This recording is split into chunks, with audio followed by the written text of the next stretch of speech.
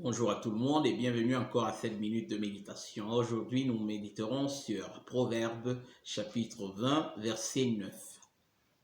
Qui dira, j'ai purifié mon cœur, je suis net de mon péché. Ce verset est en réalité une question dont la réponse est évidente. Donc la réponse est connue. Donc qui dira, j'ai purifié mon cœur, je suis net de mon péché? Personne.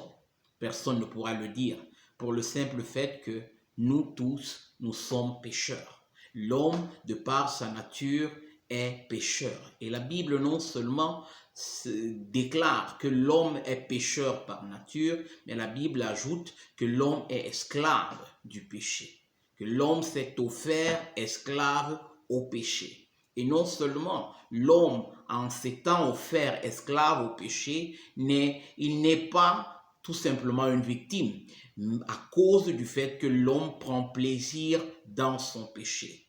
Et cette terrible condition révèle également que aucun homme ne peut se libérer de l'emprise du péché par lui-même.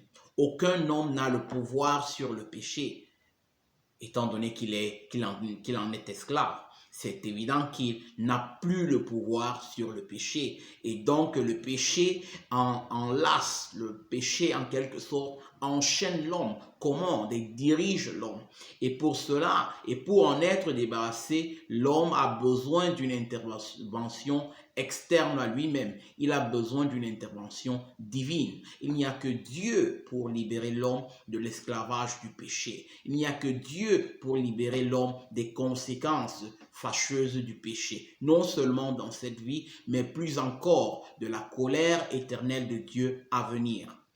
Et pour cela, Dieu a disposé que son Fils unique Jésus-Christ meure sur la croix afin que nous puissions obtenir justement le pardon de nos péchés, la libération de l'esclavage du péché, la purification de ces péchés et avoir une nouvelle vie, une vie qui est caractérisée par la justice de Dieu, l'amour de Dieu, une vie dans l'obéissance à Dieu et à sa parole. C'est ainsi que l'homme est libéré de l'esclavage de ses péchés. C'est ainsi que l'homme est purifié de son péché. Et donc, si nous devrions encore répondre à cette question, qui peut dire « je suis net de mon péché », celui qui peut dire qu'il est net de son péché, c'est celui qui a remis toute sa confiance en Jésus-Christ et en l'œuvre de sa croix pour obtenir le pardon de ses péchés. Celui qui s'est repenti de ses péchés et a cru que ce sacrifice que Jésus-Christ a accompli sur la croix est le sacrifice suffisant, est le sacrifice nécessaire pour le pardon de ses péchés. Amen.